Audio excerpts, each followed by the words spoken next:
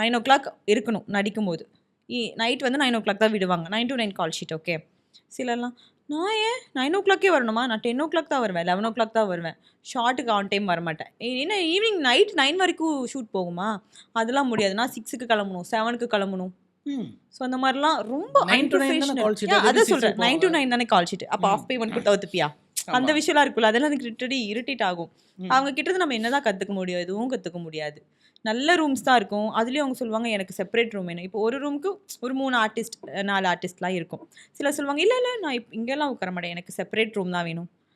அவங்களும் ஆர்டிஸ்ட் தான், நம்மளும் ஆர்டிஸ்ட் தான் இல்லையா? ரொம்ப ஓவர் பில்டப் பண்ணுறது, இந்த விஷயம் தான் பண்ணுவேன், இந்த விஷயம் பண்ண மாட்டேன்னு கொடுக்குற அட்வான்டேஜ்லேயும் ஓவர் அட்வான்டேஜ் எடுத்துக்கிறது. ஸோ இந்த மாதிரி விஷயம்லாம் கொஞ்சம் எனக்கு பிடிக்காது. அதை பார்க்கும்போது என் பாயிண்ட் ஆஃப் வியூவில் ஓவர் சீன் போடுறாங்க. இதெல்லாம் தேவையில்லை, இவ்வளோ பில்டப்லாம் தேவையில்லை. எண்ட் ஆஃப் த டே எல்லாரும் ஒன்று தான் இல்லையா? ஸோ அது எனக்கு பிடிக்காது. ஷார்ட்ல எப்படி கரெக்டாக நடிச்சிருவாங்களா இல்லை அங்கேயும் வந்து? ஆமாம்மா, அங்கேயும் இருக்கும் சிலர்லாம். ஐயோ பண்ணுவாங்க பாருங்க. ஏன்னா என்ன டைலாகு, இந்த டைலாக் சீன் பேப்பர் ஃபஸ்ட்டு படிக்கவும் படிக்க மாட்டாங்க. அப்போ தான் ஷார்ட்டில் வந்துட்டு எல்லாரும் நின்றுட்டு இருப்போம் வேத்து ஊற்றி இது பண்ணி.